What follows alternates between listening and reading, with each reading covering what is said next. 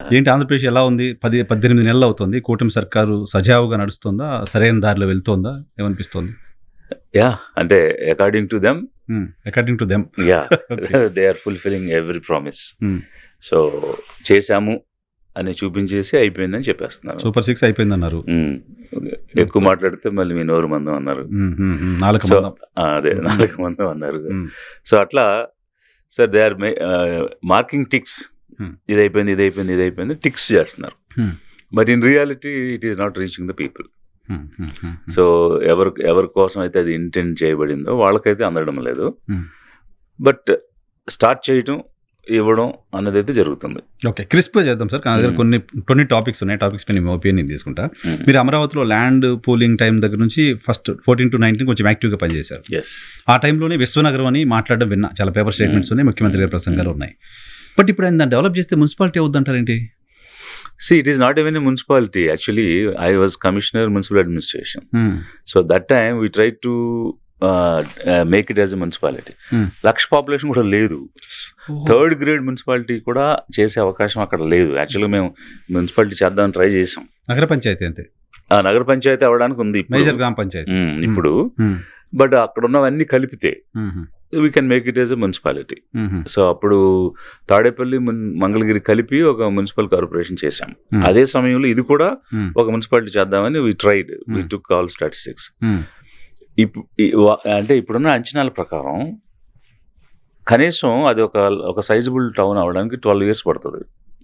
ఈ రోజు నుంచి యాక్టివిటీ స్టార్ట్ అయిపోయి ఒక రీజనబుల్గా ఒక ఫస్ట్ గ్రేడ్ మున్సిపాలిటీ అవ్వాలంటే కనీసం ఒక 12 years పడుతుంది. ఓకే, అంటే బేసింగ్ అది రేట్ ఆఫ్ డెవలప్మెంట్ కానీ పాపులేషన్ ఇంక్రీజ్ కానీ మనం తీసుకుంటే. సో అట్లాంటి సిచ్యువేషన్లో మరి దాన్ని ఎలా విశ్వనగరం చేస్తారనేది ఒక పాయింట్.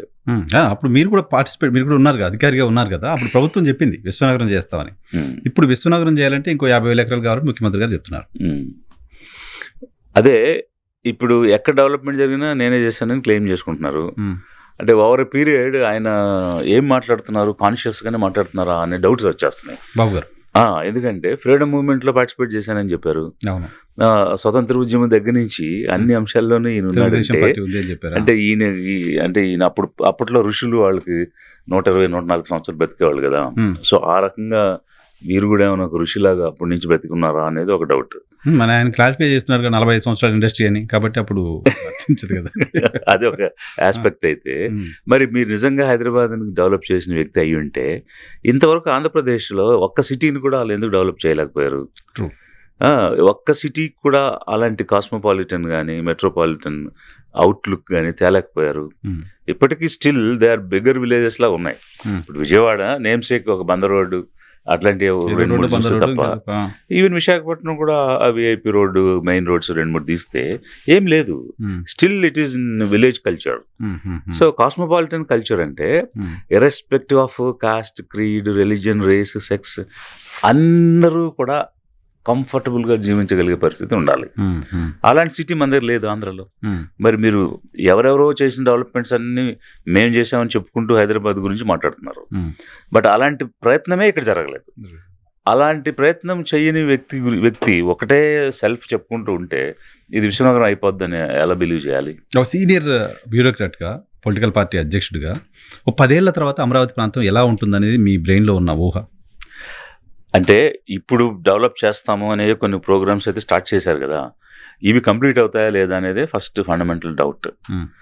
ఇవి కంప్లీట్ అయితే వారు అన్నట్టుగా నిజంగా జరిగితే ఒక గాంధీనగర్ ఏర్పడే అవకాశం అయితే ఉంది. విజయవాడ గాంధీనగర్ లాగా కాదు కదా, అహ్మదాబాద్ దగ్గర గాంధీనగర్. సో అహ్మదాబాద్ దగ్గర గాంధీనగర్ ఎలా ఉంటుందంటే సాయంత్రం 5:30-6 అయ్యేటప్పటికి డిజర్ట్ లాగా అయిపోద్ది. మనుషులు కనిపించరు. సో మళ్ళీ మార్నింగ్ 9:30-10కి యాక్టివిటీ స్టార్ట్ అవుతుంది, 6 క్లోజ్ అయిపోద్ది. అది కూడా ఇలాగే నిర్మించారు. ఇలాగే అహ్మదాబాద్కి ఒక 20 kilometers పైన నిర్మించారు. ఇప్పుడు విజయవాడ కూడా ఒక 20-25 kilometers పైన ఉంటుంది. అది సిమిలర్ సిచ్యువేషన్, సిమిలర్ సర్కమ్స్టాన్సెస్ లో నిర్మాణం అయినటువంటిది అది. సో అది కనీసం మరి ఒక 40 years అయిపోయి ఉంటుంది. మరి స్టిల్ అలాగే ఉంది. అది 40 సంవత్సరాల తర్వాత కూడా అలాగే ఉంది. అది మరి ఇది వీరు చెప్తున్నట్టుగా అయిపోద్ది అనేటువంటి నమ్మకం అయితే ఎక్కడా లేదు, ఎవరికీ లేదు. వీళ్ళు తలపెట్టిని కంప్లీట్ చేయలేకపోతే ఈ టర్మ్లో ఇక అది కూడా మనం ఎక్స్పెక్ట్ చేయలేం. ఓకే. ఈ 5 ఏళ్లలో అది పూర్తి చేయకపోతే ఇంక అసలు ఇక అది కూడా గాంధీనగర్ కూడా కాదు. అది కూడా అవ్వలేదు. మరి ఏంటి సార్ ఆంధ్రప్రదేశ్ భవిష్యత్తు ఏంటి? ఆంధ్రప్రదేశ్ రాజధాని ఏంటి? ఆంధ్రప్రదేశ్లో నగరం ఏంటి? ఆంధ్రప్రదేశ్లో ఇన్ఫ్రాస్ట్రక్చర్ ఎట్లా? డబ్బు అది ఇట్స్ యాక్చువల్గా ఇల్ ఫేట్ ఆఫ్ ఆంధ్రప్రదేశ్ అనుకోవాలి మనం. అదర్వైజ్ ఒక ఆపర్చునిటీ ఇచ్చింది ఏది బిల్లులోనే, రాష్ట్ర విభజన బిల్లులోనే పెట్టారు. కొత్తగా వచ్చేటువంటి ప్రభుత్వం క్యాపిటల్ నిర్ణయం చేయమని, నిర్మించమని. బట్ వీళ్ళు ఫస్ట్ టర్మ్లో ఫెయిల్ అయిపోయారు. ఇక సెకండ్ టర్మ్లో వచ్చిన వైఎస్ఆర్సీపీ డిఫరెంట్ టర్న్ తీసుకుంది, 3 క్యాపిటల్స్ అంది, అందువల్ల అది పోయింది. సో ఈరోజు క్యాపిటల్ లెస్ స్టేట్గా అయిపోయింది Andhra Pradesh. So I don't know, అంటే what is the solution then? Actually ఎప్పుడైనా గ్రోత్ అనేది ఎలా ఉంటుందంటే, ఒక డెవలప్డ్ ప్లేస్ దగ్గర నుంచి నువ్వు ట్రిగర్ చేస్తే అంటే సరౌండింగ్ పెరిఫరల్ గ్రోత్ ట్రిగర్ చేస్తే చాలా ఈజీ అవుద్ది. ఇప్పుడు హైదరాబాద్ ఇనిషియలీ మన చార్మినార్ దగ్గర నుంచి ఓల్డ్ దాని హ్యాబిట్స్ ఇట్లా సికింద్రాబాద్ ఉంది. సరౌండింగ్ డెవలప్మెంట్ స్టార్ట్ అయింది, బంజారాజ్ స్టార్ట్ అయింది, జూబ్లీలో స్టార్ట్ అయింది. అట్లా ఎగ్జిస్టింగ్ సిటీని వైబ్రెంట్గా చేయడానికి డిఫరెంట్ ప్రయత్నం చేసి ఉండాలి, ప్రయత్నాలు జరిగాయి. అలాంటి ప్రయత్నం ఇక్కడేం జరగడం లేదు. తీసుకెళ్ళి ఎక్కడో గుంటలో ఒక టౌన్ కట్టడానికి ట్రై చేస్తున్నారు వీళ్ళు. అదొక పెద్ద గుంట, అది చాలా లో లయింగ్ ఏరియా. బయట చేసే ఇన్వెస్ట్మెంట్తో పోల్చుకుంటే, అంటే ఖర్చుతో పోల్చుకుంటే ఇక్కడ కన్స్ట్రక్షన్ కాస్ట్ చాలా ఎక్కువ పడుతుంది. అట్లాంటి సిచ్యువేషన్లో ప్రతిదీ మ్యాన్ మేడ్గా ఫోర్స్ఫుల్గా ప్రయత్నం చేస్తేనే డెవలప్మెంట్ వస్తుంది. ఇక్కడ అలా కాదు. మనం ఒక పని చేస్తే అది 10 పనులు న్యాచురల్గా జరిగిపోతాయి, ఆర్గానిక్ జరిగిపోతుంది. అలా ఆర్గానిక్ డెవలప్మెంట్ జరిగే పరిస్థితి ఇక్కడ లేదు. ఇప్పుడు ఔటర్ రింగ్ రోడ్ వేశారండి, ఒక పని గవర్నమెంట్ చేసింది అంతే, చుట్టూ మనం చేయలేదుగా డెవలప్మెంట్. 1-2 ఏదో మనం సాఫ్ట్వేర్ యాక్టివిటీస్ అట్లాంటివి కొన్ని చేసి ఉండొచ్చు, ఫెసిలిటేట్ చేసి. అలా జరిగే అవకాశం అమరావతిలో లేదు అసలు.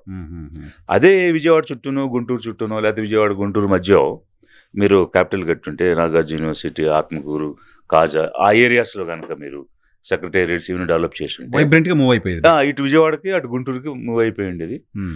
ఎటు కాకుండా చేయడం వల్ల అది ఎవరిది కాకుండా అయిపోయింది. అన్ఫార్చునేట్లీ ఏంటంటే దాని గురించి ఎవరైనా మాట్లాడితే అమరావతికి ద్రోహం చేశారని ఒక నేరేషన్ బిల్డ్ చేస్తున్నారు. బట్ చర్చించుకోకపోతే నష్టం కదా. ఏం జరుగుతుంది? అమరావతికి ద్రోహం అనేది ఎవరు చేయరు.